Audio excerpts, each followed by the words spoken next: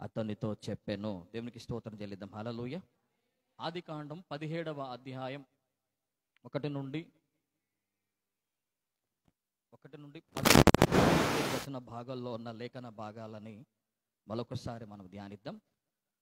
అబ్రహాము 99 ఏళ్ల వాడైనప్పుడు యెహోవా అతనికి ప్రత్యక్షమై, నేను సర్వశక్తిగల దేవుడను, నా సన్నిధిలో నడుచుచు నిందారహితుడివై ఉండుము, నాకును నీకును మధ్య నా నిబంధనను నియమించి నిన్ను అత్యధికముగా అభివృద్ధి పొందించదనని అతనితో చెప్పాను. అబ్రహాముతో దేవుడు చెప్తున్న ఒక మాటని మనం చూస్తూ ఉన్నాం. అబ్రహాముకు దేవుడు చేసిన ఒక నిబంధనను గురించి ఈ మాట రాయబడుతూ ఉన్నది. ఆదికాండం 17వ అధ్యాయం 1 నుండి 14 వచనాల్లో అబ్రహాముతో దేవుడు చేసిన నిబంధనను గురించి రాయబడుతున్న వచన భాగాలు, వాక్య భాగాలు ఇందులో రాయబడుతూ ఉన్నాయి. ఈ వాక్య భాగాల్లో అబ్రహాముతో దేవుడు మాట్లాడుతున్నప్పుడు, ఈ నిబంధన చేస్తున్నప్పుడు, ఈ మాటను సెలవిస్తున్నప్పుడు అబ్రహాముతో దేవుడు చెప్తున్న ఒక ప్రాముఖ్యమైన మాట, అందులో మనం అందరం వినవలసిన మాట. ఈ రోజున మన అంశం ఏంటిదంటే, అబ్రహాము 90 ఏళ్ళు అయిందట. అప్పటికి ఎన్ని ఏళ్ళు అయిందట అబ్రహాముకి చెప్పండి? 99 ఏళ్ళ వయసులో ఉన్నప్పుడు దేవుడు అబ్రహాముకి ప్రత్యక్షమైనాడు. ప్రత్యక్షమవుతూ ఏమని తన్ను తాను పరిచయం చేసుకుంటున్నాడు దేవుడు అనంటే, నేను సర్వశక్తి గలవాడను, నా సన్నిధిలో నడుచుచు నిందారహితుడు అయిండు, నాకును నీకు మధ్య ఏం చేస్తాను చెప్పండి? నిబంధనని నియమిస్తా ఉన్నా, నిబంధన చేస్తా ఉన్నా. ఆ నిబంధనను నియమించి నిన్ను అత్యధిక అభివృద్ధి పొందించదను అని అంటా ఉన్నాడు. దేవునికి స్తోత్రం చెప్పండి. హల్లెలూయా. ఏం పొందిస్తాడట చెప్పండి? చెప్పండి. మన అంశం ఏంటిదంటే అత్యధిక అభివృద్ధి. ఏంటి చెప్పండి? అత్యధికమైన అభివృద్ధి. దేవుని వలన అత్యధికమైన అభివృద్ధి పొందాలని దేవుడు మనలను కోరుతా ఉన్నాడు. దేవునికి స్తోత్రం చెప్పండి. హల్లెలూయా. అబ్రహాముకి చేసిన వాగ్దానమే దేవుడు ఈ ఉదయము, ఈ నూతన సంవత్సరములో, ఈ 2025వ సంవత్సరములో, ఈ 2వ జనవరి ఆదివారపు ఆరాధనలో దేవుడు మనతో మాట్లాడుతున్న మాట ఏంటంటే, నిన్ను అత్యధికముగా అభివృద్ధి పొందించదను. దేవునికి స్తోత్రం చెప్పండి. హల్లెలూయా. చెప్పండి. ఆదికాండం 17వ అధ్యాయం 2వ వచనములో, నాకును నీకును మధ్య ఉన్న నా నిబంధనను నియమించి నిన్ను అత్యధికముగా ఏం చేస్తాను చెప్పండి? అత్యధికముగా అభివృద్ధి పొందించదను. దేవుడు ఈ రోజున మనతో మాట్లాడుతున్న మాటగా, దేవుడు మనతో ఈ 2025వ సంవత్సరంలో చేస్తున్న ఒక వాగ్దాన సందేశముగా దానిని మనం వినబోతా ఉన్నాం. గడిచిన ఆదివారం ఒక సందేశాన్ని మనం విన్నాం. గడిచిన ఆదివారం నేర్చుకున్న ఒక వాగ్దాన సందేశం ఏంటంటే, సంవత్సరముల నుండి తినివేస్తున్న పంటను మరలా దేవుడి సంవత్సరంలో మీకు ఏం చేయబోతున్నాడు చెప్పండి? మీకు ఇవ్వబోతున్నాడు. గడిచిన సంవత్సరాల్లో తినివేసిన పంట ఏదైతే ఉన్నదో ఆ పంటను ఈ 2025లో దేవుడు మనకు ఇవ్వబోతున్నాడు. ఎలా ఇవ్వబోతున్నాడో లేఖనాల్లో గడిచిన వారం మనం ధ్యానించాం. అత్యధిక అభివృద్ధిని గురించి దేవుడు ఇక్కడ ప్రస్తావిస్తా ఉన్నాడు. దేని గురించి చెప్పండి? అత్యధిక అభివృద్ధి. ఇంగ్లీష్ బైబిల్లో చూస్తే I will multiply you exceedingly అని అంటా ఉన్నాడు. ఎక్సీడింగ్లీ అనే మాట ఉపయోగిస్తా ఉన్నాడు. I will multiply you exceedingly అంటే నేను నిన్ను అత్యధికంగా నిన్ను అభివృద్ధి పొందిస్తాను. ఆది కాండము నుండి ప్రకటన గ్రంథం దాకా అభివృద్ధి అనే మాట 38 సార్లు రాయబడ్డది. ఎన్నిసార్లు రాయబడ్డది చెప్పండి? 38 సార్లు రాయబడ్డది. అబ్రహాముకు చేసిన ఇదే వాగ్దానాన్ని దేవుడు కూడా మనకు చేస్తూ, మనం అభివృద్ధి పొందాలి అని దేవుడు మనలను కూడా కోరుకుంటా ఉన్నాడు. దేవునికి స్తోత్రం చెప్పండి. హల్లెలూయా. అభివృద్ధి పొందాలి. దేవుడు తన నోటి ద్వారా వచ్చిన మొట్టమొదటి ఆశీర్వాదం, మొట్టమొదటి దీవెన ఏంటంటే, ఆదికాండం 1వ అధ్యాయం 26వ వచనంలో, ఆదికాండం 1వ అధ్యాయం 28వ వచన భాగంలో దేవుడు తన నోటి ద్వారా పలికిన మొదటి దీవెన, మానవాళిని దేవుడు ఆశీర్వదిస్తున్నప్పుడు ఆయన పలికిన దీవెనలలో ఒక దీవెన ఏంటంటే, మీరు ఫలించి ఏం నొందండి చెప్పండి? అభివృద్ధి నొందండి. ఆయన ఆ అభివృద్ధిని గురించి దేవుడు మొదటి ఆ అధ్యాయంలోనే మన పట్ల కలిగిన ప్రణాళిక, దేవుడు మనల్ని అభివృద్ధి పొందాలని, అభివృద్ధి చెందించాలని, అభివృద్ధి మనం పొందాలని దేవుని ప్రణాళికలో దేవుడు మన పట్ల కలిగి ఉన్న ఒక ఆలోచన, ఆయన తలంపును మనం తెలుసుకోవాలి. అభివృద్ధి చెందాలని దేవుడు కోరుతున్నాడు. అభివృద్ధి పొందాలని మనల్ని ఆశీర్వదించాడు. అభివృద్ధి పొందాలని దేవుడు కోరుకుంటున్నాడు మన ఎడల అని దేవుడు చూపుతూ ఉన్నట్టుగా లేఖన భాగంలో మనం చూస్తూ ఉన్నాం. పరిశుద్ధ గ్రంథం అంతటిలో మీరు అలా ధ్యానిస్తూ వస్తున్నప్పుడు చాలా మందిని దేవుడు అలా అభివృద్ధిలోకి ఆయన నడిపించిన సందర్భాలు చాలా మనకు కనపడతా ఉంటాయి. నోవహును దేవుడు అభివృద్ధిలోకి నడిపించిన ఆదికాండం 9వ అధ్యాయం 1వ వచనంలో, అబ్రహామును ఆదికాండం 17వ అధ్యాయములో అబ్రహాము కొరకు అభివృద్ధి కొరకైన వాగ్దానం అబ్రహాముకు దేవుడిచ్చినాడు. ఇస్సాకుకు ఆదికాండం 26వ అధ్యాయం 12, 13 వచనాల్లో ఇస్సాకు కొరకైన అభివృద్ధి కొరకైన వాగ్దానాన్ని దేవుడు ఇస్సాకు కూడా దయచేసిన సందర్భాన్ని అక్కడ కూడా మనం చూస్తా ఉన్నాం. పరిశుద్ధ గ్రంథంలో మనం అలాగే ఆలోచించుకుంటూ వెళ్తా ఉంటే ఆదికాండం 30వ అధ్యాయంలో కూడా మీరు చూస్తే ఆదికాండం 30వ అధ్యాయం 43వ వచనములో కూడా యాకోబును దేవుడు అభివృద్ధి కొరకు పిలుస్తున్న ఒక ఆహ్వానం, అభివృద్ధి కొరకు ఇస్తున్న ఒక అవకాశం, ఒక వాగ్దానాన్ని అక్కడ యాకోబు కూడా కలిగినట్టుగా మనం చూస్తున్నాం. ఆదికాండం 41వ అధ్యాయం 52వ వచనములో కూడా యోసేపును దేవుడు అభివృద్ధిలోకి నడిపిస్తున్న ఒక వాగ్దానాన్ని, యోసేపు అభివృద్ధి కొరకైన ఒక వాగ్దానాన్ని, వాక్యాన్ని యోసేపు కొరకు కూడా దేవుడు ఇవ్వటాన్ని మనం చూస్తున్నాం. పరిశుద్ధ గ్రంథంలో దేవుడు ప్రతి ఒక్కరిని తన జనాంగములో దేవుడు నియమించిన మానవాళిలో అభివృద్ధి పొందాలని దేవుడు కోరుకుంటున్నట్టుగా లేఖనాలను చూస్తున్నాం. నోవాహు మొదలుకొని, అబ్రహాము మొదలుకొని, ఇస్సాకుని, యాకోబుని, యోసేపుని, ఇలా అందరినీ దేవుడు అత్యధికమైన అభివృద్ధిలోకి వారిని దేవుడు నడిపించినట్టుగా మనం చూస్తా ఉన్నాం. అదే రీతిగా ఈ రోజున అబ్రహాము నిబంధనని మన ముందు ఉంచుతూ, అబ్రహాం నిబంధనని జ్ఞాపకం చేసుకుంటూ, అబ్రహాం సంతానముగా ఉంటున్న మనల్ని కూడా జ్ఞాపకం చేసుకుంటూ అదే అత్యధికమైన అభివృద్ధిని మనకు కూడా ఇస్తానని దేవుడు సెలవిస్తా ఉన్నాడు. దేవునికి స్తోత్రం చెప్పండి, హల్లెలూయా. అత్యధికమైన అభివృద్ధిలోకి మనల్ని నడిపించాలని దేవుడు కోరుకుంటా ఉన్నాడు. ఒక విశ్వాసిగా మనం అన్ని విషయాల్లో అభివృద్ధి పొందాలని దేవుడు కోరుకుంటున్నాడు. రక్షింపబడిన మన జీవితాల్లో చాలా జాగ్రత్తగా వినండి, నేను చెప్పే మాట మీ గుండెల్లో పెట్టుకోండి. రక్షింపబడిన ప్రతి విశ్వాసి తప్పకుండా దేవుడు అభివృద్ధి వారిని కలిగియాలనే దేవుడు కోరుకుంటున్నాడు. రక్షింపబడిన ప్రతి ఒక్కరూ అభివృద్ధి చెందాలనే దేవుడు కోరుకుంటా ఉన్నాడు. రక్షింపబడిన మనము అభివృద్ధి పొందాలా, అభివృద్ధి చెందాలనేదే దేవుని యొక్క ప్రణాళిక, దేవుని యొక్క ఏర్పాటు మన పట్ల ఉన్నది. అన్ని విషయాల్లో అభివృద్ధి పొందాలా, అన్ని విషయాల్లో అభివృద్ధి చెందాలని దేవుడు మనల్ని కోరుకుంటా ఉన్నాడు. కానీ ఈ రోజున రక్షింపబడుతున్న మనము, దేవుని రక్షణ అనుభవంలోకి వచ్చిన మనము అభివృద్ధి పొందగలుగుతున్నామా? అన్ని విషయాల్లో అభివృద్ధి చెందగలిగినామా? దేవుడు కోరుకుంటున్న అభివృద్ధి మన జీవితాల్లో మనం పొందుకున్నామా లేదా అనేది ఈరోజున మనల్ని మనం ప్రశ్నించుకోవాలి. అందుకే అంటాడు కదా లేఖన భాగంలో 1 దశలోనికలు రాసిన పత్రిక 4వ అధ్యాయం 2వ వచనంలో అంటాడు, మీరు చదవండి. 1 దశలోనికలు రాసిన పత్రిక 4వ అధ్యాయం 2వ వచనంలో మీరు చదవండి. కాగా మీరేలాగా నడుచుకుని మా వలన నేర్చుకొనిన ప్రకారం మీరు నడుచుకొనుచున్నారు. ఈ విషయంలో మీరు అంతకంతకు ఏం నొందాలో చెప్పండి. అభివృద్ధి పొందవలనని మిమ్మల్ని వేడుకొని వారు ప్రభు అయిన యేసునందు హెచ్చరించుచున్నాను. 1 దశలోనికలు రాసిన పత్రిక 4వ అధ్యాయం 2వ వచనములు కూడా ఎంతకంతకు అభివృద్ధి పొందాలంటే చెప్పండి, అంతకంతకు మనం అభివృద్ధి పొందాలా. ఆత్మీయ జీవితంలో రక్షింపబడినప్పుడు నేను ఎలాగున్నానో అలాగే ఉన్నానండి అని చెప్పడానికి లేదు. మన ఆత్మీయ జీవితం, మన విశ్వాసములో అభివృద్ధి ఉండాలా, ప్రేమలో అభివృద్ధి ఉండాలా, జ్ఞానములో అభివృద్ధి ఉండాలా, కృపలో మనం అభివృద్ధి పొందాలా, ఉపదేశములో అభివృద్ధి పొందాలా. ఇవన్నీ దేవుడు మనలను గురించి మాట్లాడుతున్న విషయాలు. అభివృద్ధి చెందాలా, అభివృద్ధి పొందాలనే దేవుడు కోరుకుంటున్నాడు. కోరుకుంటూనే మొట్టమొదటి ఆశీర్వాదంగా ఆయన మనకి పలికిన మొదటి ఆశీర్వాదం ఏంటంటే, మీరు ఫలించండి, మీరు అభివృద్ధి పొందండి, మీరు విస్తరించి భూమిని నిండించి దాన్ని ఏం చేయండి చెప్పండి, దాన్ని లోపరచుకోండి. ఈ రోజున అబ్రహాము యొక్క నిబంధనని మనం ముందుంచుతూ అబ్రహాముతో దేవుడు మాట్లాడిన ఒక మాట ఏంటంటే, నేను నిన్ను అత్యధిక అభివృద్ధి చెందించేదను. దేవునికి స్తోత్రం చెప్పండి, హల్లెలూయా. మీ పక్కనలతో షేకండిచి, దేవుడు ఈ సంవత్సరము నిన్ను అత్యధిక అభివృద్ధి చెందించునుగాక, అత్యధిక అభివృద్ధిని అనుగ్రహించునుగాక. దేవుడు తప్పకుండా ఈ సంవత్సరం అంతటిలో అత్యధికమైన అభివృద్ధిని మీకు ఇవ్వబోతున్నాడు నా ప్రైవేట్లారా. అత్యధికమైన అభివృద్ధిని అన్ని విషయాల్లో మీరు చూడబోతున్నారు.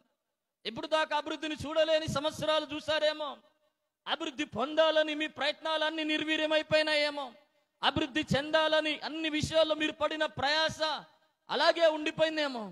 కానీ ఇప్పుడు ఈ రోజున దేవుడు ఏం కోరుకుంటున్నాడనంటే మీరు అన్ని విషయాల్లో మీరు అభివృద్ధి పొందాలి. దేవునికి స్తోత్రం చెప్పండి. హల్లెలూయా. అత్యధికమైన అభివృద్ధిని పొందాలి. దేవుని లేఖన భాగాల్లో ఆదికాండం 17వ అధ్యాయం 2వ వచనములో అత్యధికమైన అభివృద్ధిని గురించిన వాగ్దానం, అత్యధికమైన అభివృద్ధిని గురించిన నిబంధన అబ్రహాముతో చేస్తున్నప్పుడు దేవుడు ఎలా ఒక వ్యక్తిని అత్యధికమైన అభివృద్ధిలోకి నడిపిస్తాడు. అత్యధికమైన అభివృద్ధి మన జీవితాల్లో, మన కుటుంబాల్లో, మన చేతి పనుల్లో, మన వ్యాపారాల్లో, మన వ్యక్తిగత జీవితాల్లో, మన ఉద్యోగాల్లో, మనకు కలిగిన ప్రతి విషయాల్లో అత్యధికమైన అభివృద్ధిని ఎప్పుడు చూడగలుగుతాం? అత్యధికమైన అభివృద్ధిని మనం ఎప్పుడు పొందగలుగుతాం? అత్యధికమైన అభివృద్ధి చూడాలంటే, అత్యధికమైన అభివృద్ధి పొందాలంటే మన జీవితంలో ఖచ్చితంగా 5 విషయాలు కలిగి ఉండాలి. 5 విషయాలు ఉంటే ప్రతి సంవత్సరం ఈ రోజున దేవుని వాగ్దానం చెప్పబడుతున్న దేవుని వాగ్దానం ఆదికాండం 17వ అధ్యాయం 2వ వచనములో అత్యధికమైన అభివృద్ధిని నువ్వు పొందబోతా ఉన్నావు. దేవునికి స్తోత్రం చెప్పండి. హల్లెలూయా. అత్యధికమైన అభివృద్ధిని ఏం చేయబోతున్నావు చెప్పండి. మన అంశం ఏంటంటే దేవుని వలన అత్యధికమైన అభివృద్ధిని పొందటం ఎలా అంటే మొట్టమొదటి కారణం యోబు గ్రంథం 22వ అధ్యాయం 23వ వచన భాగములో మొట్టమొదటి మాట చెబుతున్నాడు. ఎప్పుడు మనం అభివృద్ధిని చూస్తాం, ఎప్పుడు మనం ఆశీర్వాదాన్ని చూస్తాం, ఎప్పుడు వర్ధిల్లే స్థితిని మనం చూస్తామనంటే యోబు గ్రంథం 22వ అధ్యాయం 23వ వచన భాగములో మొట్టమొదటి కారణాన్ని, అభివృద్ధి కొరకైన కారణాన్ని దేవుడు అక్కడ మనకి సెలవిస్తా ఉన్నాడు. చదవండి. ఒక్కలు చదవండి. సర్వశక్తుని వైపు నువ్వు తిరిగిన ఎడల నీ గుడారములో నుండి దుర్మార్గమును దూరముగా తొలగించుకునే ఎడల నీవేమవుతావు చెప్పండి? అభివృద్ధి పొందుతావు. దేవునికి స్తోత్రం చెప్పండి. హల్లెలూయా. అభివృద్ధి ఎలా ఇస్తాడు దేవుడు? అభివృద్ధిని దేవుడు ఎలా కలిగిస్తాడు అన్న మాటలని మనం చూస్తున్నప్పుడు వాక్య భాగం చెబుతా ఉంది కదా, లేఖన భాగాల్లో మనం చూస్తున్నాము కదా, సర్వశక్తిని వైపు నువ్వు తిరగాలట. దేవునికి స్తోత్రం చెప్పండి. హల్లెలూయా. ఎవరి వైపు తిరగాలట చెప్పండి? అత్యధికమైన అభివృద్ధి కొరకు ఎన్నెన్నో తిరిగామేమో, ఎన్నెన్నో వాటి వైపు వెళ్ళినామేమో, ఎన్నెన్నో విషయాల వైపు చూసామేమో, ఎన్నెన్నో విషయాల వైపుగా తిరిగినామేమో, కానీ అత్యధికమైన అభివృద్ధి దేవునిలోనే ఉన్నది నా ప్రియబిడ్డలారా. సర్వశక్తిని వైపు నువ్వు ఎప్పుడు తిరుగుతావో, సర్వశక్తిని వైపు నీ జీవితం ఎప్పుడు తిప్పబడుతుందో, ఎప్పుడు మల్లుతుందో, అప్పుడే అత్యధికమైన అభివృద్ధిని మనం చూడగలుగుతాం. దేవునికి స్తోత్రం చెప్పండి. హల్లెలూయా. అప్పుడే అత్యధికమైన అభివృద్ధిని ఏం చేయగలుగుతాం చెప్పండి? చూడగలుగుతాం. ఎట్లా ఉండాలంటే, ఒక పొద్దుతిరుగుడు పోవు ఎట్లయితే సూర్యుడు ఎటువైపు ఉదయిస్తున్నప్పుడల్లా ఒక సన్ఫ్లవర్, ఒక పొద్దుతిరుగుడు పువ్వు ఎట్లా తిరుగుతూ ఉంటుందో అట్లా తిరుగుతూ ఉండాలి మన జీవితం. దేవుని వైపుకు నువ్వెంత తిరిగితే, దేవుని వైపుకి నువ్వెంత మళ్ళితే నీ జీవితంలో నువ్వంత అత్యధికమైన అభివృద్ధిని నువ్వు చూడగలుగుతావు. దేవునికి స్తోత్రం చెప్పండి. హల్లెలూయా. నీకున్న పరిస్థితుల వైపు నుండి నువ్వు నేరుగా దేవుని వైపుకు నువ్వు తిరగాల. దేవుని వైపుకు మన జీవితాలు రావాలా. దేవుని తట్టు తిరగాల. ఎన్ని సందర్భాల్లో ఈ దేవుని తట్టు తిరగాలని ఎన్ని సందర్భాల్లో దేవుడు చెబుతాడు. పరిశుద్ధ గ్రంథం అంతటిలో, బైబిల్ గ్రంథం అంతటిలో దేవుడు ప్రతి అధ్యాయంలో రాసిన ఒక మాట అంటూ ఉన్నది ఏంటంటే ఆయన తట్టు తిరగాల. దేవునికి స్తోత్రం చెప్పండి. హల్లెలూయా. ఆయన తట్టు తిరగాల. హోషేయ గ్రంథం 14వ అధ్యాయం 1వ వచనములో, యెషయా గ్రంథం 55వ అధ్యాయం 7వ వచనములో, లేఖన భాగములో హోషేయ గ్రంథం 14వ అధ్యాయం 1వ వచనంలో మీరు చదవండి. ఇశ్రాయేలు, నీ పాపముల చేత నీవు కూలితివి గనుక నీ దేవుడైన యెహోవా తట్టుకు తిరుగుము. నీ దేవుడైన యెహోవా తట్టు ఏంటంటే చెప్పండి, నీవు తిరగాల.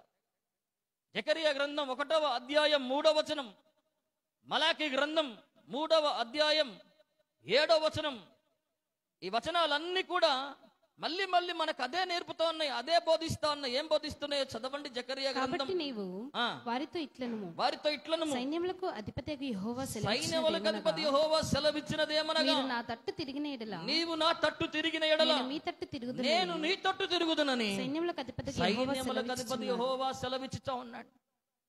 దేవుడు సెలవిస్తున్న ఒక అద్భుతమైన రహస్యం, దేవుడు మనకు సూచిస్తున్న ఒక అద్భుతమైన కారణం ఏంటి తెలుసా? అభివృద్ధి పొందాలంటే, అభివృద్ధిలోకి నడిపించబడాలంటే, అభివృద్ధిని చూడాలంటే, అన్ని విషయాల్లో నువ్వు అభివృద్ధిని, అత్యధికమైన అభివృద్ధిని చూడాలంటే మనము దేవుని తట్టు తిరగాల్సిందే. దేవునికి స్తోత్రం చెప్పండి. హల్లెలూయా. దేవుని తట్టు తప్పకుండా తిరగాల్సిందే.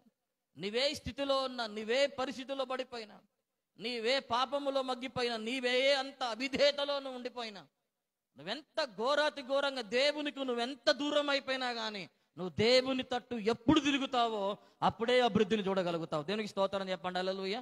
దేవుని తట్టు నువ్వేం చేయాలి చెప్పండి? నువ్వు తిరగాల.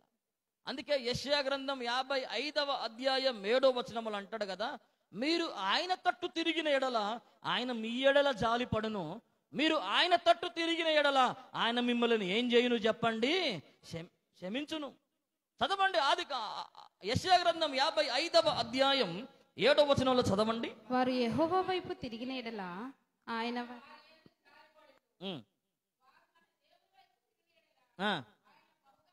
ఆయన బహుగా ఏం చేస్తాడు చెప్పండి? క్షమిస్తాడు నిన్ను. ఆయన జాలిపట్టమే కాదు, క్షమించటమే కాదు, అత్యధికమైన అభివృద్ధిని కూడా ఆయన కలిగించబోతా ఉన్నాడు. దేవునికి స్తోత్రం చెప్పండి. హల్లెలూయా. ఆయన తట్టు తిరిగితేనే చాలండి. ఆయన తట్టు తిరగాల, ఆయన వైపుకు తిరగాల. సర్వశక్తుడు ఆయన. ఎవరు చెప్పండి? ఆయన సర్వశక్తుడు. సర్వశక్తుని వైపు మనం తిరగాల్సిందే. అది లేకుండా ఇంకొక ప్రయత్నం ఏమైనా ఉందా అండి? ఆల్టర్నేటివ్ ఏదైనా ఉందా అండి?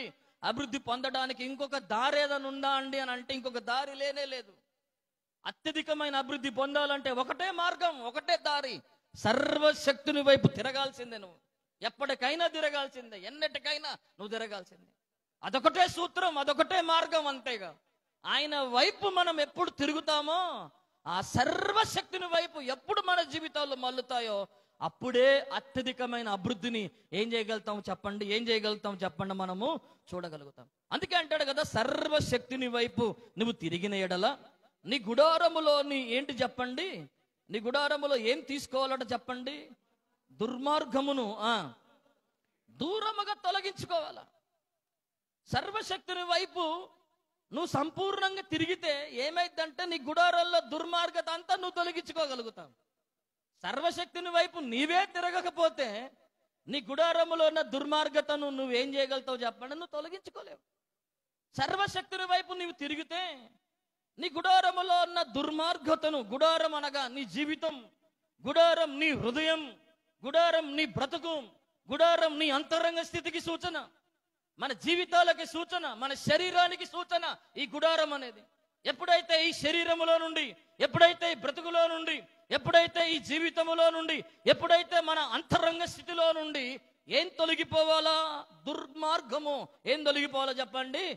పాపము, చెడుతనము, వేషధరణ, భక్తిహీనత, ఇవన్నీ ఏం కావాలనంటే దూరముగా తొలగిపోవాలా. ఏం కావాలో చెప్పండి? దూరంగా తొలగించుకోవాలి. కొంచెం ఉంటదండి, కొంచెం ఉంటది, కొంచెం లేదండి అంటానికి లేదు. ఇక అది పూర్తిగా తొలగిపోవాలా. అది ఎంత దూరం అయితే నువ్వు అంత అభివృద్ధిని చూడగలుగుతావు. దేనికి స్తోత్రం చెప్పండి. హల్లెలూయా. నువ్వు దుర్మార్గాన్ని నువ్వు ఇంకా నీ హృదయంలో పెట్టుకొని, ఇంకా హృదయంలో మనం వాటిని నింపుకొని అత్యధికమైన అభివృద్ధి దేవుని దగ్గర నుండి కోరుకున్నా మనం ఏం చేయలేం చెప్పండి? పొందుకోలేం మనం వాటిని. దుర్మార్గాన్ని దూరంగా తొలగించుకోవాలా. దూరంగా ఏం చేయాలి చెప్పండి?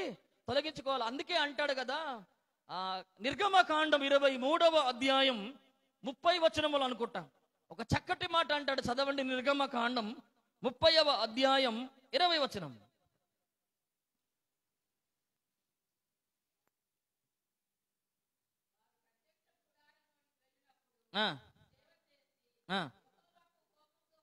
నిర్గమకాండం 23వ అధ్యాయం 30 వచనం.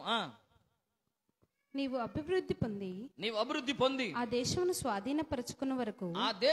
స్వాధీనపరచుకున్న క్రమక్రమముగా వారిని ఎదుట నుండి వెళ్ళగొట్టెదను. క్రమక్రమముగా నువ్వు వారిని ఎదుట నుండి ఏం చేశాను చెప్పండి.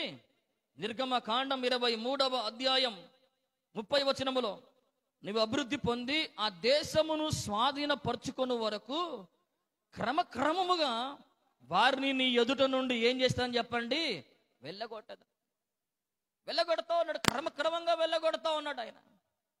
దుర్మార్గము కూడా, పాపం అనేది కూడా మన జీవితంలో ఏం చేయబడాలో చెప్పండి, అది వెళ్ళగొట్టబడతా ఉండాలా, అది తొలగించుకుంటూ ఉండాలా, దాన్ని విడిచిపెడతా ఉండాలా. అందుకే అంటాడు కదా యోబు గ్రంథం 11వ అధ్యాయం 13, 14 వచనాల్లో అంటాడు కదా. యోబు గ్రంథం 11వ అధ్యాయం 13వ వచనం 14వ వచనం. నీవు నీ మనస్సును తిన్నగా నిలిపిన ఎడలా,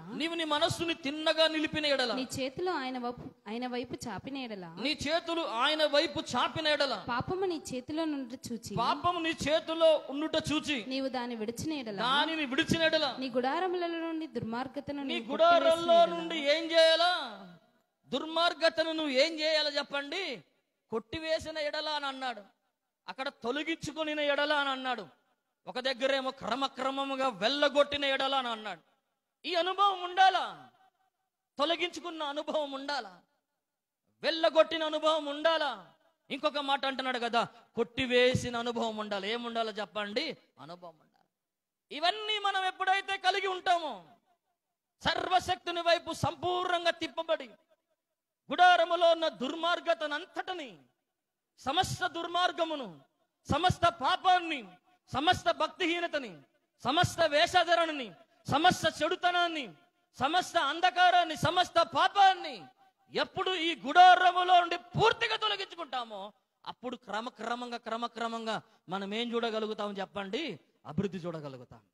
అభివృద్ధికి ఇదే కారణం. నా ప్రియ బిడ్డలారా, అత్యధికమైన అభివృద్ధిని దేవుడు మనకి ఇవ్వాలనుకుంటా ఉన్నాడు. ఎందుకు పొందలేకపోతున్నాం? ఇంకా పూర్తిగా తిరగలేదేమో. ఎందుకు పొందలేకపోతున్నాం అత్యధికమైన అభివృద్ధిని? ఇంకా ఈ గుడారములో ఎక్కడో ఏదో ఉన్నదేమో. ఇంకొకవేళ దాన్ని తొలగించుకోకుండా ఉన్నామేమో, దాన్ని వెళ్ళగొట్టుకోకుండా ఉన్నామేమో, దాన్ని కొట్టివేయకుండా ఉన్నామేమో. వాటిని తొలగించుకున్నప్పుడే మనం ఏం చూడగలుగుతాము? యోబు గ్రంథం 22వ అధ్యాయం 23వ వచనములో అంటున్నాడు కదా, సర్వశక్తిని వైపు నువ్వు తిరిగిన ఎడల, నీ గుడారములో ఉన్న దుర్మార్గమును దూరముగా తొలగించుకునే ఎడల నీవేమైతావు చెప్పండి, అభివృద్ధి పొందుతావు. ఇది మొట్టమొదటి కారణం నా ప్రియ బిడ్డలారా. అత్యధికమైన అభివృద్ధిని దేవుడు ఇవ్వాలని మనల్ని కోరుతా ఉన్నాడు. ఆయన అత్యధికమైన అభివృద్ధిని దేవుడు ఇవ్వాలని ఆశపడతా ఉన్నాడు. ఈ 2025 సంవత్సరంలో మన ముందు పెడుతున్న ఒక సవాలు, దేవుడి తట్టు మనం పూర్తిగా తిరగలుగుతామా? గుడారములో ఉన్న దుర్మార్గతనంతా, చెడుతనమనంతా, భక్తిహీనతనంతా, ఈ లోకపరమైన జీవితం, ఈ లోకపరమైన అనుభవాలన్నీ తొలగించుకున్నప్పుడే మన జీవితంలో ఏం చూడగలుగుతామనంటే అత్యధికమైన అభివృద్ధిని చూడగలుగుతాం. రెండవ కారణం, ద్వితోపదేశ కాండం 6వ అధ్యాయం 3వ వచనాన్ని మీరు చదవండి. కాబట్టి ఇశ్రాయేలు నీ పితరుల దేవుడైన యెహోవా నీతో చెప్పిన ప్రకారం పాలు తేనెలు ప్రవహించు దేశములో మేలు కలిగి బహుగా అభివృద్ధి నొందునట్లు నీవు వాటిని విని అనుసరించి నడుచుకునవలెను. నీవు వాటిని విని వాటిని నువ్వు ఏం చేయాలో చెప్పండి, అనుసరించి ఏం చేయాలో చెప్పండి, నడుచుకోవాలి. ఇది రెండవ కారణం.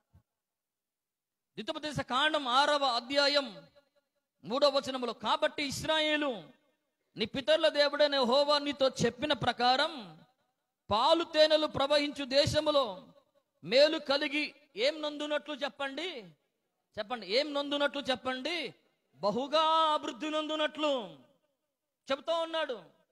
పాలు తేనెలు ప్రవహించు దేశములో, నీ పితరుల దేశములో మేలు కలిగి నువ్వు బహుగా అభివృద్ధి పొందాలంటే నువ్వు ఒకటి చేయాలా, నువ్వు వినిన వాటిని అనుసరించి నువ్వు నడవాలా. దేవునికి స్తోత్రం చెప్పండి, హల్లెలూయా. విన్న వాటిని ఏం చేయాలి చెప్పండి, నువ్వు అనుసరించి నడవాలి. దేవుని వాక్యాన్ని విని అనుసరించి నడిచేవారే అభివృద్ధి చూస్తారు. దేవుని వాక్యాన్ని విని అనుసరించి ఏం చేయాలో మనం చదవండి, అనుసరించి ఏం చేయాలో చదవండి, నడుచుకునేవాళ్ళు. దేవుడు ఎవరికి ఇస్తాడు అభివృద్ధిని? దేవుడు ఎవరికి దయచేస్తాడు అభివృద్ధిని? ఆర్థిక పరమైనదైనా, కుటుంబ పరమైనదైనా, వ్యాపార పరమైనదైనా, ఆత్మీయ జీవితానికి సంబంధించిన అభివృద్ధి అయినా ఏదైనా కానివ్వండి, దేని మీద ఆధారపడుతుందంటే నువ్వు వాక్యాన్ని విని దాన్ని నువ్వు ఎంత అనుసరిస్తావో, వాక్యాన్ని విని దాని ప్రకారంగా నువ్వెంత నడుస్తావో అదే అభివృద్ధికి కారణం. దేవునికి స్తోత్రం చెప్పండి. హల్లెలూయా. అనుసరించాలా? ఏం చేయాలో చెప్పండి? అనుసరించాలా. చాలా మంది వింటాం, చాలా మంది వినే అనుభవంలోనే ఉంటాం, కానీ దేవుడు చెప్తున్నాడు చెప్పండి, దాన్ని అనుసరించాలా. ఈ ద్వితోపదేశ కాండం 6వ అధ్యాయం, 7వ అధ్యాయం, 8వ అధ్యాయం, ఈ 3 అధ్యాయాలు దేనికి చాలా ప్రాముఖ్యమైనవంటే, రెండవసారి చెబుతున్న ఆ కాండం అన్నట్టు. ఇది ద్వితోపదేశ కాండం అన్న మాటకు అర్థం ఏంటంటే మరలా బోధించుట అని అర్థం. ఒకసారి దేవుడు బోధించి మళ్ళా బోధిస్తున్న ఒక అధ్యాయం, ఒక కాండం ఇది ద్వితోపదేశ కాండం. ఈ కాండములో 6, 7, 8 అధ్యాయాల్లో ఇశ్రాయేలు ప్రజలతో దేవుడు మాట్లాడిన అద్భుతమైన విషయాల్లో ఈ 3 అధ్యాయాల సారాంశం ఏంటి తెలుసా? 6, 7, 8 అధ్యాయాల సారాంశం ఏంటి తెలుసా? ఆయన ఆజ్ఞలను విని అనుసరించి మీరు నడవాలి. ద్వితోపదేశ కాండం 6:3లో చెబుతాడు, ద్వితోపదేశ కాండం 7, 11, 12లో చెబుతాడు, ద్వితోపదేశ కాండం 8:1లో కూడా ఇదే మాటలు చెప్తాడు. చదవండి ఒకసారి ద్వితోపదేశ కాండం 6వ అధ్యాయం 7వ వచనం చదవండి. 6వ అధ్యాయం 11వ వచనం, 7వ అధ్యాయం 11వ వచనం. కాబట్టి నేను నీకు ఆజ్ఞాపించు ధర్మము అనగా విధులను కట్టడాలని మీరు అనుసరించి మీరు నడుచుకొనవలను. ద్వితోపదేశ కాండం 7వ అధ్యాయం 12వ వచనంలో, కాబట్టి ఈ విధులు విని వాటిని అనుసరించి నడుచుకొనిన ఎడల నీ దేవుడైన యెహోవా తాను నీ పితరులతో ప్రమాణం చేసి నిబంధన నెరవేర్చి నీకు కృప చూపించును. కృప చూపించడమే కాదు, ఆయన నిన్ను ప్రేమించి ఆశీర్వదించి నిన్నేం చేస్తాడట చెప్పండి? అభివృద్ధి చేస్తాడట. అనుసరించటం, నడవటములోనే అభివృద్ధి ఆధారపడ్డది నా ప్రియబిడ్డలారా. నువ్వెంత విన్ని, ఎంత అనుసరించి, ఎంత నడుస్తావో అంత అభివృద్ధి నీ చేతుల్లోనే పెట్టాడు దేవుడు. మనం వినటంలోనే ఉన్నది, మనం అనుసరించటములోనే ఉన్నది, మనం నడవటములోనే మన అభివృద్ధిని పెట్టాడు. అందుకే అంటాడు కదా ద్వితోపదేశ కాండం 8:1లో కూడా ఏమంటాడు చదవండి, మీరు బ్రతికి అభివృద్ధి పొంది యెహోవా మీ పితరులతో ప్రమాణం చేసిన దేశమునకు పోయి దాని స్వాధీనపరచుకొనవలెను. నేను నీకు ఆజ్ఞాపించిన ఆజ్ఞలన్నిటిని అనుసరించి మీరేంటి చేయాలి చెప్పండి? నడుచుకోవాలి. ఈ అధ్యాయాల్లో మళ్ళీ మళ్ళీ చెబుతూ ఉంటాడు. దేవుడు చెప్పిన ఒక విషయాన్నే మళ్ళీ రెండవసారి ఈ దినవృత్తాంతాల్లో రిపీట్ చేస్తూ ఉంటాడు. మరలా బోధించడం అని అర్థం. ఒకసారి దేవుడు ఎప్పుడో చెప్పాడు, నిర్గమకాండం 20లోనే చెప్తాడు వాళ్ళకి, దేవుని ఆజ్ఞలను విని దాని ప్రకారంగా అనుసరించి నడవాల. ఎన్నో వచ్చాయి, ఎన్నో ప్రతికూలతలు వచ్చాయి ఇశ్రాయేలు ప్రజలకి. ఆ మాటలు విని ఆ అనుసరించి ఆ నడిచే క్రమంలో వారు తప్పిపోయినారు, తూలిపోయినారు, తప్పటడుగులేసినారు, తిరుగుబాటు చేసినారు.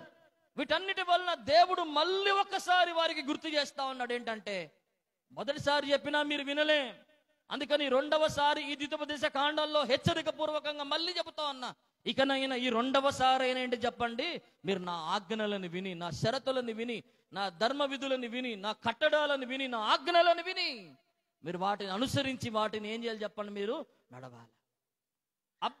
అలా నడిచిన వ్యక్తి, అలా జీవించిన ఒక వ్యక్తి ఎవరనంటే ఇస్సాకుకు మీరు కనపడతారు. ఎవరు కనపడతారు చెప్పండి మీకు? ఇస్సాకుని మీరు చూస్తారు.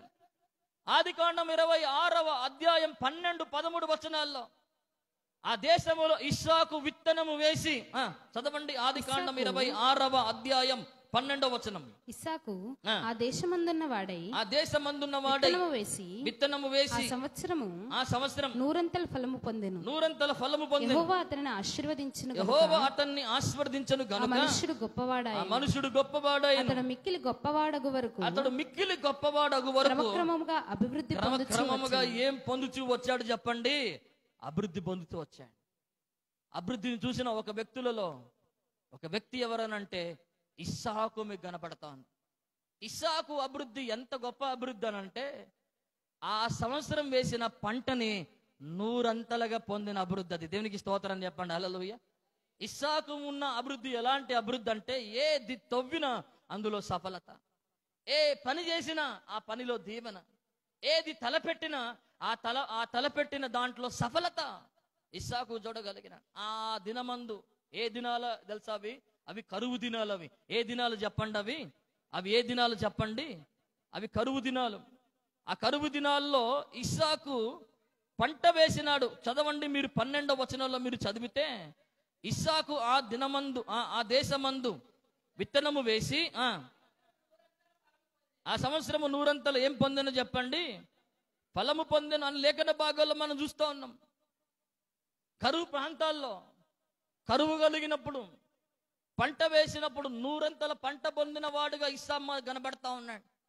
ఇస్సాకు అంత అభివృద్ధిని చూడడానికి గల కారణం ఏంటి తెలుసా?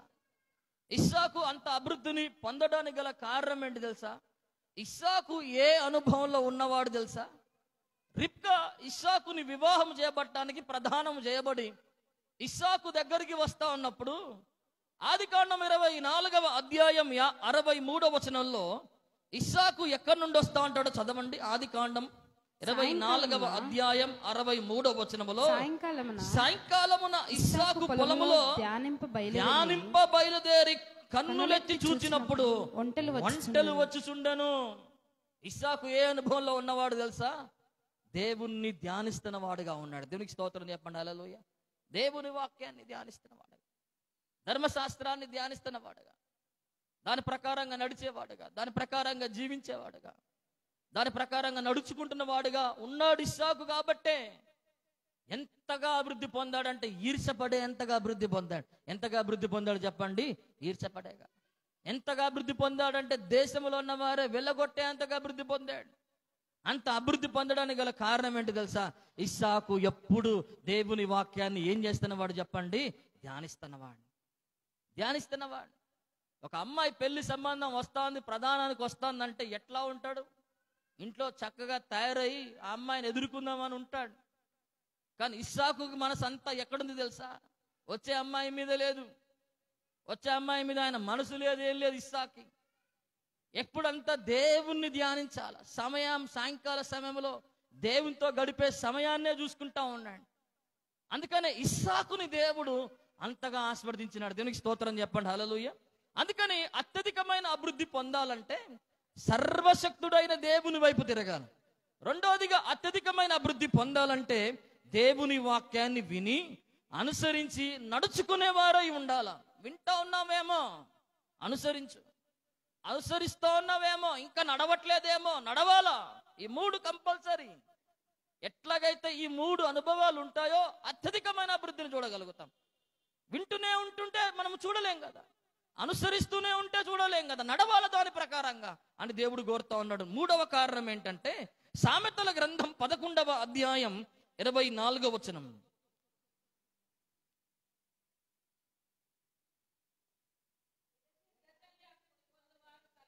మూడవ కారణం ఏంటంటే అత్యధికమైన అభివృద్ధిని దేవుడు ఎవరికి ఇస్తాడనంటే లేఖన భాగాల్లో మనం చూస్తున్నాము కదా, వెదజల్లే వారికి ఇస్తాడట. దేవునికి స్తోత్రం చెప్పండి. హల్లెలూయా. ఎవరికి ఇస్తాడట చెప్పండి? వెదజల్లే వారికి. ఇంకొక మాటలో చెప్పాలంటే దాతృత్వం కలిగిన వారికి. ఇంకొక మాటలో చెప్పాలంటే ధారాళంగా ఇచ్చేవారికి. ఇంకొక మాటలో చెప్పాలంటే సమృద్ధిగా ఇచ్చేవారికి దేవుడు ఏమిస్తాడనంటే అభివృద్ధిని ఇస్తాడట. దేవునికి స్తోత్రం చెప్పండి. హల్లెలూయా. ఏమిస్తాడట దేవుడు చెప్పండి? అభివృద్ధిని. వెదజల్లి అభివృద్ధి పొందువారు కలరు అని రాయబడతాను. వెదజల్లటం నీ దేవుడు కోరుతా ఉన్నాడు. వెదజల్లి అభివృద్ధి పొందాలని దేవుడు మనకి తెలియజేస్తా ఉన్నాడు. దేవునికి స్తోత్రం చెప్పండి. హల్లెలూయా. ఎట్లా చేయాలట? సామెతల గ్రంథం 11వ అధ్యాయం 24వ వచనంలో వెదజల్లి ఏం చేస్తున్నప్పుడు అభివృద్ధి ఉంది. దీని ద్వారా మనకు అర్థమవుతా ఉన్నది. దీని ద్వారా తెలుసుకోవాల్సిన సత్యం ఏంటంటే ఏం చేస్తున్నప్పుడు అభివృద్ధి పొందుతున్న వారు అవుతున్నారు చెప్పండి? వెదజల్లుతున్నప్పుడు, దేవునికి ఇస్తున్నప్పుడు, దేవునికి ఇవ్వగలుగుతున్నప్పుడు అత్యధికమైన అభివృద్ధిని మనం చూడగలుగుతున్నాం. వెదజల్లి ఇవ్వాలా, దాతృత్వంతో ఇవ్వాలా, ధారాళంగా ఇవ్వాలా అని దేవుని వాక్యం రాయబడుతున్నాం. పరిశుద్ధ గ్రంథంలో వెదజల్లి అనే మాటను ఉపయోగిస్తూ 2వ కొరింథీయులకు రాసిన పత్రిక 9వ అధ్యాయం 6 నుండి ఆ వచన భాగాలు చెప్పుకుంటూ కిందకు వచ్చే కల్లా ధారాళంగా ఇవ్వాలా, సమృద్ధిగా ఇవ్వాలా అని చెబుతూ 2వ కొరింథీయులకు రాసిన పత్రిక 9:9కి వచ్చే కల్లా వెదజల్లి అతను వారికిచ్చి ఒక మాట చదవండి. ఇందు విషయమై అతడు వెదజల్లి దరిద్రులకు ఇచ్చెను. అతని నీతి ఏం చేయును చెప్పండి?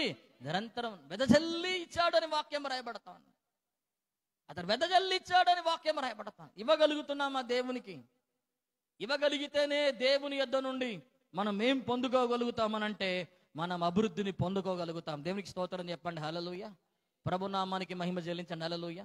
పాత నిబంధన గ్రంథం అంతటిలో అభివృద్ధిని, ఆశీర్వాదాన్ని, దీవెనని దేవుడు ఎలా వారికి పాత నిబంధన కాలంలో ఎలా పెట్టాడంటే, దేవునికి వారు ప్రార్థన చేసినప్పుడు దేవుడు వారికి అనుకూలమైన ఋతువులని, అనుకూలమైన పంటని, అనుకూలమైన వర్షాలని, అనుకూలమైన వాతావరణాన్ని దేవుడు దయచేసినప్పుడు వారిచిన పంటను బట్టి, వారిచిన వర్షాన్ని బట్టి, వారిచిన మంచి వనరులను బట్టి వారు ఆ పంటలో నుండి, వాటిలో నుండి దేవుని కొరకు ఏమి ఇవ్వగలిగారంటే తమ దశమ భాగాలను ఇవ్వగలిగారు. ఏమి ఇవ్వగలిగారు చెప్పండి? జాగ్రత్తగా వినాల. ఏమిచ్చారు వారు చెప్పండి? తమ దశమ భాగాన్ని ఇచ్చారు, తమ 10వ వంతుని ఇచ్చారు. కొత్త నిబంధన గ్రంథంలోకి వచ్చేకల్లా దేవుడు ధారాళంగా ఇవ్వమన్నాడు. దేవుడు ఎలా ఇవ్వమన్నాడు మనల్ని? 2వ కొరింథీయుల పత్రిక 9వ అధ్యాయాన్ని మీరు చదవండి. 2వ కొరింథీయుల పత్రిక. కావున లోగడ ఇచ్చదమని మీరు చెప్పిన ధర్మము పిసినితనముగా ఇయ్యక ధారాళముగా ఇయ్యవలనని చెప్పి ఎలా చెప్తున్నాడు చెప్పండి? 2వ కొరింథీయుల పత్రిక 9వ అధ్యాయం 5వ వచనములో, కావున లోగుననిచ్చదని మీరు చెప్పిన ధర్మం పిసినితనముగా ఇవ్వక ఎట్లా ఇవ్వాలంట చెప్పండి? ధారాళంగా ఇవ్వాలన్నాడు. కొత్త నిబంధనకు వచ్చే కల్లా షరతు మారిందేంటిది? కొత్త నిబంధనకు వచ్చే కల్లా దశమ భాగం పోయిందేంటిది? కొత్త నిబంధనకు వచ్చే కల్లా ధారాళంగా ఇవ్వటం అనే దాన్ని దేవుడు ప్రస్తావిస్తా ఉన్నాడు ఏంటిదని అనుకుంటున్నప్పుడు, కొత్త నిబంధనకు వచ్చే కల్లా ఏమైంది తెలుసా? తన అద్వితీయ కుమారుడు ఇవ్వబడ్డాడు మనకి. దేవునికి స్తోత్రం చెప్పండి. హల్లెలూయా. పాత నిబంధనలో వర్షం ఇవ్వబడ్డది, పంట ఇవ్వబడ్డది, ఋతువులు ఇవ్వబడ్డాయి, వారికి వనరులు ఇవ్వబడ్డాయి, వర్షం ఇవ్వబడ్డది, మంచి మంచునిచ్చినాడు, మంచి పంటనిచ్చినాడు, తేమనిచ్చినాడు, మంచి వర్షాలనిచ్చినాడు, మంచి ఋతువులనిచ్చినాడు, దశమ భాగం ఇచ్చారు. కొత్త నిబంధనకు వచ్చే కల్లా ఏమైంది తెలుసా? అద్వితీయ కుమారుడే ఇవ్వబడ్డాడు. దేవునికి స్తోత్రం చెప్పండి. హల్లెలూయా. ఎవరు ఇవ్వబడ్డాడు చెప్పండి? అందుకని కొత్త నిబంధనకు వచ్చే కల్లా షరతులు అన్ని పోయి ఇప్పుడు ఏమైపోయిందంటే ధారాళంగా ఇవ్వాలా అని రాయబడింది. ఏమైపోయింది చెప్పండి? ధారాళంగా ఇవ్వాలా. మన ఫ్రీ విల్ కవర్లు ఇచ్చిన తర్వాత 300 ఇవ్వండి అని చెబితే ఆయన ఒక్కొక్కరు ఆయన ఎన్ని బిస్కిలు తిత్తన్నారో ఒక్కొక్కరు. 300 ప్రతి నెల ఇవ్వాలని మనం చెప్తా ఉన్నాం. ఏ సంఘంలో అయినా కానీ ఇది నియమించే ఒక కట్టడం ఏది, కొత్తగా మనం ఈరోజే తీసుకొచ్చినాం. ధారాళంగా ఇవ్వాలా అని దేవుని వాక్యం రాయబడుతోంది.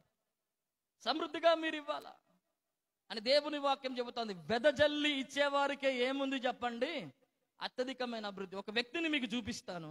ఆదికాండం 30వ అధ్యాయం 43వ వచనంలో మీరు చదవండి. ఆదికాండము 30వ అధ్యాయం 43వ వచనం. ఆ ప్రకారము ఆ మనుష్యుడు అత్యధికంగా అభివృద్ధి పొంది విస్తారమైన మందలు, దాసీలు, దాసులు, ఒంటెలు, గాడిదలు గలవాడాయెను.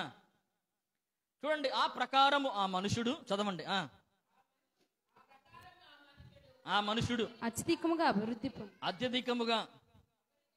అభివృద్ధి పొంది విస్తారమైన మందను. ఎవరిని గురించి రాయబడుతోంది వాక్యం? అక్కడ యాకోబుని గురించి రాయబడుతున్న మాటది. యాకోబు కూడా ఎట్లాంటి అభివృద్ధి చూశాడు తెలుసా? అత్యధికమైన అభివృద్ధిని చూశాడు. ఎట్లాంటి అభివృద్ధి చూశాడు చెప్పండి? అత్యధికమైన. తండ్రికి దూరం అయిపోయి, అన్నను మోసం చేసి, బానిస బ్రతుకుని ఒక పక్కన వట్టి పనులు చేస్తూ, ఒక మామ దగ్గర ఒక అనగారిన జీవితంలో ఉన్న యాకోబులో మీరేం చూస్తారు తెలుసా? క్రమక్రమముగా అత్యధికమైన అభివృద్ధిని చూస్తారు. అత్యధికమైన అభివృద్ధి యాకోబుకి ఎట్లా కలిగిందండి? దేశం కాదే, సొంత మామ పగబడతా ఉన్నాడే, సొంత మామ మేలుగోరిన వాడు కాదే, బిడ్డను ప్రేమించినందుకు మోసం చేసినోడే. అట్లాంటి ఒక అన్య ప్రాంతాల్లో దూరదేశానికి వెళ్ళి తండ్రికి దూరం అయిపోయిన ప్రాంతాల్లో యాకోబు అత్యధికమైన అభివృద్ధి, దాసీలు ఇంకేమేమి కలిగి ఉన్నాడు అక్కడ చదవండి అమ్మా. అక్కడ లేఖన భాగంలో మందలు, దాసీలు, వంటలు ఎన్నో ఇచ్చాడు దేవుడు. ఒక్కడే పోయాడు, అత్యధికంగా వీటన్నిటిని పొందగలిగాడు. ఎందుకు పొందగలిగాడు తెలుసా? ఎందుకు పొందగలిగాడు తెలుసా? ఆదికాండం 28వ అధ్యాయం 22వ వచన భాగంలో మరియు స్తంభముగా నిన్ను నిలిపిన ఈ రాయి దేవుని మందిరమగును, మరియు నాకు ఇచ్చిన యావత్తులో పర్యోవంతు నిశ్చయముగా నీకేమిస్తానని చెప్పాడు. చెప్పండి, ఇచ్చాడు. కాబట్టే ఎన్ని ప్రతికూలతలు వచ్చినా ఒంటరి వాడిగా మిగిలిపోయిన అత్యధికమైన అభివృద్ధిని చూడగలిగినాడు. దేవునికి స్తోత్రం చెప్పండి. హల్లెలూయా. ఒక్క తీర్మానం, ఒక్క నిర్ణయం దేవునికి ఇస్తా. నీవు నాకు ఏది ఇస్తావో ఈ దూర ప్రాంతం నుండి క్షేమకరంగా నా తండ్రి దగ్గరికి తీసుకెళ్తే, నా తండ్రి దగ్గరికి క్షేమంగా తీసుకెళ్తే, వెళ్ళిన దేశములో తోడై ఉంటే, ఆదికాండం 28:22లో ఇగో ఒక స్తంభాన్ని నిలబెట్టి ఇది దేవుని మందిరము అని దానికి ఒక పేరు పెట్టి అక్కడ ఒక మొక్కు మొక్కినాడు. ఒకటే మొక్కు, ఒకటే ప్రార్థన ఏంటంటే, నేను నాకిచ్చిన దానిలో నీకు దశమ భాగం ఇస్తా. దేవునికి స్తోత్రం చెప్పండి. హల్లెలూయా. ఆ మాటను విన్నాడు దేవుడు, ఆ మొక్కును విన్నాడు దేవుడు, ఆ ప్రార్థన విన్నాడు. అత్యధికమైన అభివృద్ధిని చూడగలిగినాడు. దేవునికి స్తోత్రం చెప్పండి. హల్లెలూయా. యాకోబు అభివృద్ధి దేని మీద ఉన్నది తెలుసా? ఇవ్వటాన్ని బట్టి పొందగలిగినాడు. దేన్ని బట్టి చెప్పండి? ఇవ్వటాన్ని బట్టి. కొంతమందికి ఇవ్వాలంటే అస్సలు మనసు నొప్పదు. కొన్నిసార్లు అయ్యగారికి కానుకలు సరిపోవట్లే, అందుకని మమ్మల్ని తగులుకొని ఇక కానుకల సందేశాలు ఇచ్చేస్తున్నాడు అని అనుకుంటా ఉంటారు చాలా మంది. అభివృద్ధిని ఎత్తుకొని ఇక అటు చేసి ఇటు చేసి కానుకలకు తీసుకొచ్చేసి మొత్తానికి అని అనుకుంటా ఉంటారు కొంతమంది. ఇవ్వటాన్ని నేను మీకు నేర్పుతా ఉన్నా నా ప్రియబిడ్డలారా. ఇవ్వటాన్ని మీ గురించి నేను చెప్తా ఉన్నానే తప్ప, అది దేవునికి ఇవ్వటంలో ఒక ఆశీర్వాదం ఉన్నది, దేవునికి ఇవ్వటంలో ఒక దీవెన ఉన్నది. అది మన స్టాండర్డ్గా మారాలా, అది మన వాడుకగా మారాలా నా ప్రియబిడ్డలారా. ఎప్పుడైతే దేవునికి లేఖన భాగంలో మనం చూస్తున్నాం కదా, దేవుని వాక్య భాగంలో చూస్తున్నాం, దేవుని వైపు తిరగాల, గుడారములో ఉన్న దుర్మార్గతనంతా విడిచిపెట్టాలా. రెండవదిగా ఆయన వాక్యాన్ని విని అనుసరించి దానిని 100కు 100% ఏం చేయాలి చెప్పండి? దాని ప్రకారంగా నడవాలి. మూడవదిగా ఎలా చూడగలుగుతామనంటే, లేఖన భాగాల్లో చూస్తున్నాం కదా, చక్కటి మాట, వెదజల్లి ఇవ్వాలి. ఏం చేయాలి చెప్పండి? వెదజల్లి ఇవ్వాలి. వెదజల్లి దేవునికి ఇచ్చే వారిని దేవుడు అభివృద్ధి పరుస్తాడు. నీకున్న దాంట్లో, దేవునికి ఇచ్చిన దాంట్లో ఎప్పుడు పిసినారితనంగా పోకుండా దేవునికి ఇచ్చే దాంట్లో సమృద్ధిగా నువ్వు దేవుని కొరకు ఇవ్వగలిగితే దేవుడు నీకు అత్యధికమైన అభివృద్ధిని ఇవ్వగలుగుతాడు. దేవునికి స్తోత్రం చెప్పండి. హల్లెలూయా. 4వ కారణం ఆదికాండం 17వ అధ్యాయం 1వ వచనం.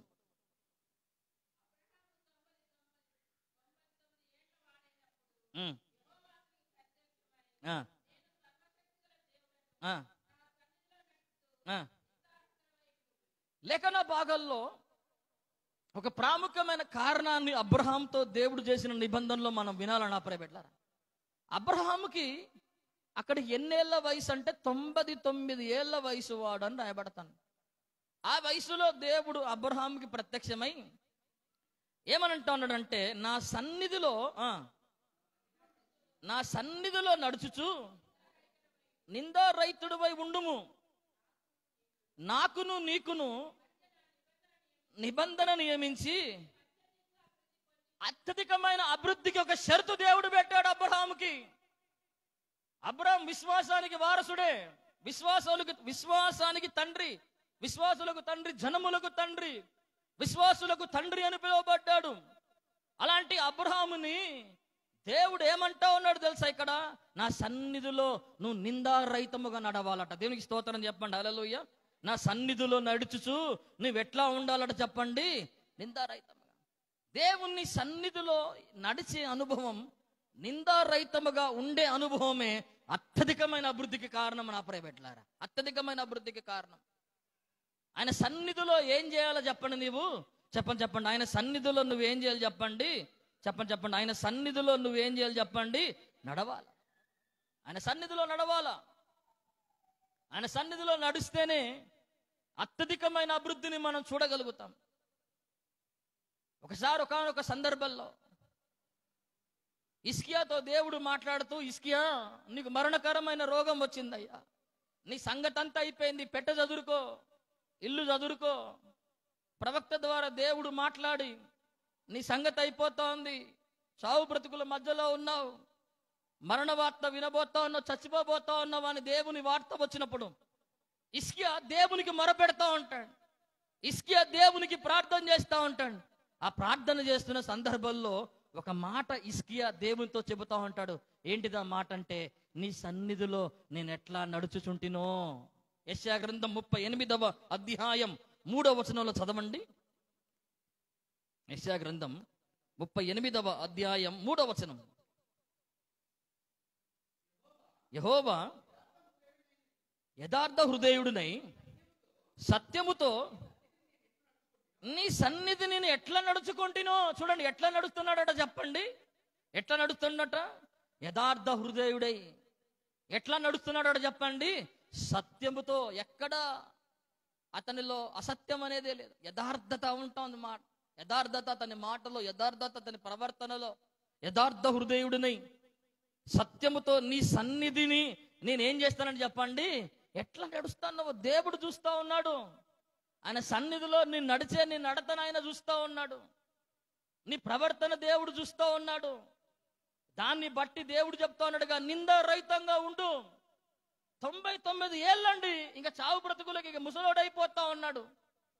వృద్ధాప వయసులో పండు ముసలాయుడు అయిపోతా ఉంటే, ఆ వయసులో కూడా అబ్రహాముకి ఏం కావాలని దేవుడు కోరుతున్నాడు చెప్పండి. ఆ వయసులో కూడా అబ్రహాం ఏం కావాలంట చెప్పండి. ఏం కోరుతున్నాడు అబ్రహాములో చెప్పండి? నిందారహితుడుగా ఉండు. అది ఏ వ్యక్తికైనా, అది ఏ సంవత్సరము, అది ఏ కాలము, అది ఏ పరిస్థితికి అనేది దేవుడు చూడడు. నీకెంత వయసు వచ్చింది, నీవెంత వయసు పడిపోయినావు, నీకెంత సీనియారిటీ ఉండేదనేది దేవుడు చూడడు. ఆయనకి కావాల్సింది ఏంటంటే నిందారహితంగా ఉండాలి. అబ్రహాముతో అంటున్నాడు కదా, నా సన్నిధిలో నువ్వు నడుస్తూ నువ్వు ఎట్లా ఉండాలో చెప్పండి, నిందారహితంగా. ఒక్క పొల్లైనా కానీ, ఒక మాటలో చెప్పాలంటే ఒక మచ్చ అయినా, ఒక డాగ్ అయినా, ఏదైనా కూడా కనపడనంత నిందారహితంగా దేవుల్లో బ్రతకాలి. దేవునికి స్తోత్రం చెప్పండి. హల్లెలూయా. అప్పుడండి అభివృద్ధి. అప్పుడు చూస్తాడు అభివృద్ధి. ఉండగలుగుతున్నామా అంత నిందారహితంగా? మనుషులు చూస్తారని కాదు, నేను దేవుని దృష్టిలో నేను చెప్తా ఉన్నాను. దేవుడు నిన్ను చూసినప్పుడు, దేవుడు నిన్ను గమనిస్తున్నప్పుడు, దేవుడు నిన్ను మీద దృష్టి పెట్టినప్పుడు, దేవుని చూపు నీ మీద ఉన్నప్పుడు, దేవుని కన్నులు నీ మీద ఉన్నప్పుడు, నీ జీవితాన్ని దేవుడు చూస్తే అది నిందారహితంగా దేవుని దగ్గర కనపడుతుందా లేదా అనేది చూడండి. అదిగా ఇతరుల సంగతి పక్కన పెట్టండి. ఎన్నున్నా అంటనే ఉంటారు, ఎన్నున్నా అంటనే ఉంటారు లేండి. కానీ మంచి చేసినా అంటారు, చెడు చేసినా అంటనే ఉంటారు. కానీ వాళ్ళ సంగతి పక్కన పెట్టండి. వాళ్ళ గురించి నేను అనేది కాదు, దేవునికి నీకు సంబంధించింది ఈ విషయం. ఇది దేవుడు నువ్వు నిందారహితంగా ఆయన దగ్గర నువ్వు కనపడగలుగుతున్నావా? అది నీకు దేవునికి సంబంధించిన విషయం కాబట్టి ఆ విషయాల్లో నువ్వెట్లా ఉన్నావో చూసుకో. అక్కడనే నీ అభివృద్ధి ఉన్న. దేవునికి స్తోత్రం చెప్పండి. హల్లెలూయా. అక్కడనే నీకేముంది చెప్పండి, అభివృద్ధి. అట్లా నడిచిన వాళ్ళు ఉన్నారు. యోబు గ్రంథం 1వ అధ్యాయం 1వ వచనములో యోబు కనపడతాడు. ఆది కాండము 6వ అధ్యాయం 9వ వచనములో నోవాహు కనపడతాడు. లూకా సువార్త 1వ అధ్యాయం 6వ వచనములో ఎలిజబెత్, జకర్యాలు కనపడతారు. వీళ్ళంతా దేవుని సన్నిధిలో ఎట్లా నడిచారు? వీళ్ళంతా దేవుని సన్నిధిలో ఎట్లా కనపడ్డారు? వీళ్ళు దేవుని సన్నిధిలో ఎట్లా ఉన్నారు వీళ్ళు తెలుసా అంటే నిందారహితంగా ఉన్నారు. ఎట్లా ఉన్నారు చెప్పండి? నిందారహితంగా. ఒక మచ్చ అయినా, ఒక డాగ్ అయినా, ఒక ముడత అయినా లేనంత యథార్థత, అంత నీతి, అంత నిందారహితమైన స్థితి దేవుల్లో ఉన్నారు నా ప్రైవేట్లారా. అందుకనే అబ్రహాముతో అన్న మాట ఏంటంటే, నా సన్నిధిలో నడుచుచు నువ్వు ఎట్లా ఉండాలో చెప్పండి, నిందారహిత. నోవాహును చదవండి. ఆది కాండం 6వ అధ్యాయం 9వ వచనములో నోవాహును చదవండి. నోవహు వంశం తన తరములలో ఎట్లా ఉన్నాడట నోవాహు చెప్పండి? నిందారహితుడిగా ఉన్నాడు. అందుకనే నోవాహుకి ఇచ్చిన ఆశీర్వాదం ఏంటి తెలుసా? ఆది కాండం 9వ అధ్యాయం 1వ వచనములో నోవాహుకి ఇచ్చిన ఆశీర్వాదం, మరియు నోవాహు అతని కుమారులను ఆశీర్వదించి మీరు ఫలించి ఏం పొందండి చెప్పండి? ఇగో నిందారహితంగా ఉన్న తర్వాతనే అభివృద్ధి నా ప్రైవేట్లారా. నిందారహితంగా నడిచిన తర్వాత 6:9లో నడిస్తే అదే 9:1కి వచ్చే కల్లా ఏ ఆశీర్వాదం నోవాకు వచ్చింది చెప్పండి? నోవా కుమారులకు వచ్చింది చెప్పండి? నువ్వు ఫలించి నువ్వేం నొందండి చెప్పండి? అభివృద్ధిని నొందండి. నిందారహితంగా ఉండటమే. యోబు గ్రంథం 1వ అధ్యాయం 1వ వచనాన్ని చదవండి. యోబు గ్రంథం. ఊజు దేశమునందు యోబు అన్న ఒక మనుష్యుడుండెను. అతడు యథార్థవర్తనుడును, న్యాయవంతుడనై దేవుని యందు భయభక్తులు కలిగి చెడుతనమును విసర్జించిన వాడు. చెడుతనమును ఏం చేసిన వాడు చెప్పండి? విసర్జించిన వాడు. లేఖన భాగములో ఎంత చక్కటి మా సాక్ష్యాన్ని, ఎంత చక్కటి విషయాలని వారి జీవితాల్లో మనం చూస్తున్నామో చూడండి. నిందారహితంగా ఉన్నవారు చెడుతనాన్ని వారు విసర్జించిన వారని లేఖన భాగంలో చూస్తా ఉన్నాం. యథార్థవంతుడును అన్న మాట చూస్తా ఉన్నాం. అదే రీతిగా లూకా సువార్త 1వ అధ్యాయం 6వ వచనంలో మీరు చదవండి. జకరియా ఎలిజబెత్తులు గురించి దేవుని వాక్యం రాయబడుతున్నప్పుడు వీరిద్దరూ ప్రభు యొక్క సకలమైన ఆజ్ఞల చొప్పున వీరిద్దరు ప్రభు యొక్క సకల విధమైన ఆజ్ఞల చొప్పున న్యాయ విధుల చొప్పున నిరపరాధులుగా నడుచుకొనుచు, నిందారహితులుగా నడుచుకొనుచు. ఎట్లా నడుస్తా అన్నాడు జకరియా? ఎట్లా నడుస్తా అన్నారు ఎలిజబెత్? చదవండి లూకా సువార్త 1వ అధ్యాయం 6వ వచనములంటే సకల విధమైన న్యాయ విధుల చొప్పునను ఆజ్ఞల చొప్పునను ఎట్లా ఉన్నారు చెప్పండి? వాళ్ళు నిరపరాధులుగా ఉన్నారు, నిందారహితులుగా ఉన్నారు. అలాంటి అనుభవం మన జీవితాల్లో ఉంటే, అలాంటి అనుభవం మన జీవితాల్లోకి మనం పొందుకోగలిగితే అభివృద్ధిని మనం చూడగలుగుతాం. దేవునికి స్తోత్రం చెప్పండి. హల్లెలూయా. మన జీవితాలు దేవుని తోట తిరగాల, గుడారంలో ఉన్న దుర్మార్గత అంతా వెళ్ళగొట్టుకోవాలా. రెండవదిగా దేవుని వాక్య ప్రకారంగా నడవాలా. మూడవదిగా వెదజల్లి దేవునికి ఇవ్వాలా. నాలుగవదిగా దేవుని సన్నిధిలో ఎట్లా నడవాలో చెప్పండి? నిందారహితంగా నడవాలి.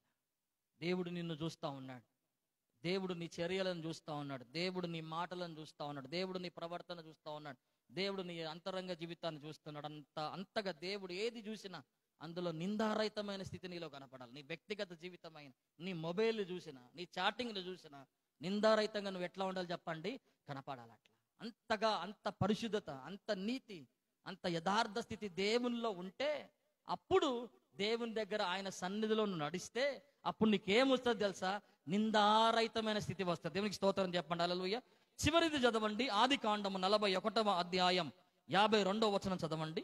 ఆదికాండం 41వ అధ్యాయం 52వ వచనం. తరువాత అతడు, నాకు బాధ కలిగిన దేశమందు దేవుడు నన్ను అభివృద్ధి పొందించినని చెప్పి రెండవ వానికి ఎఫ్రాయిము అని పేరు పెట్టెను.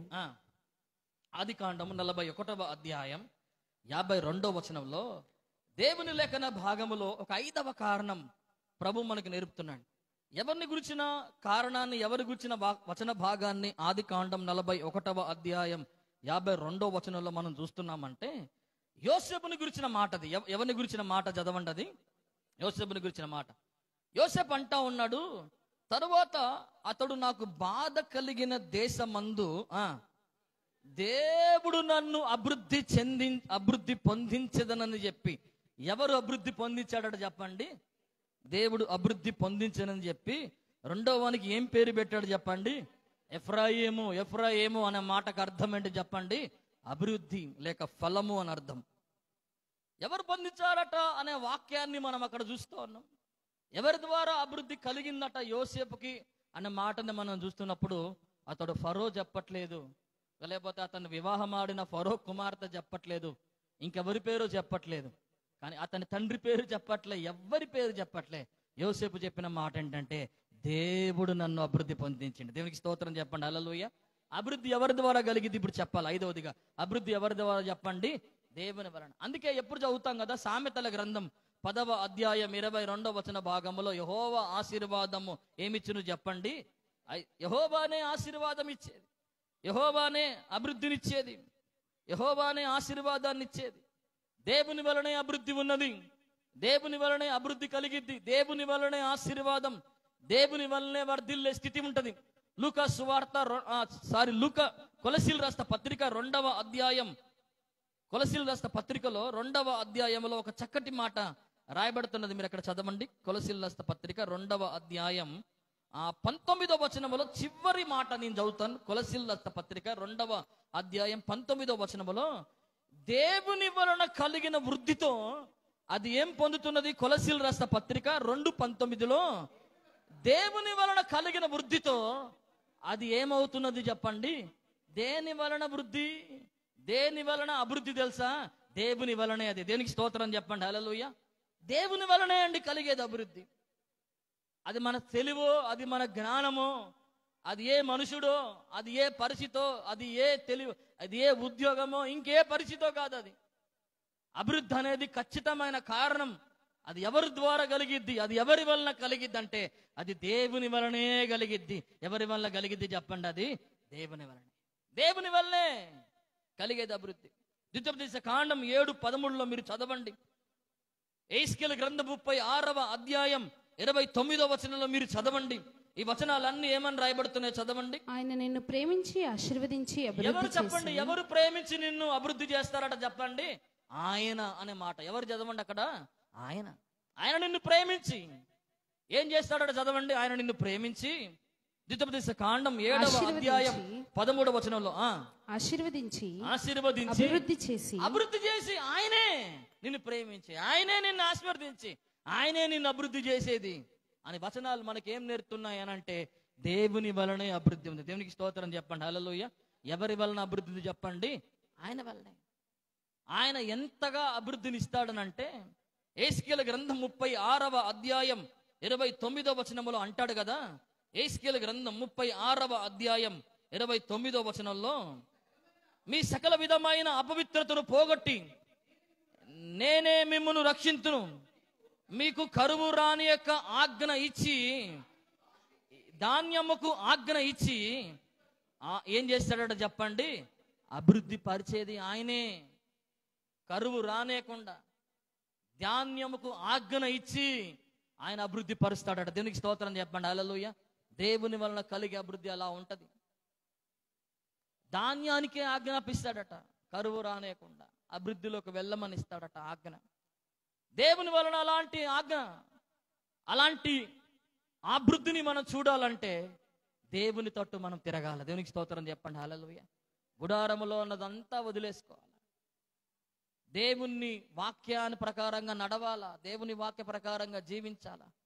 దేవుడు నీకు ఇచ్చిన దాంట్లో పిసినారితనంగా పోకుండా వెదజల్లి దేవునికి ఇవ్వాలా.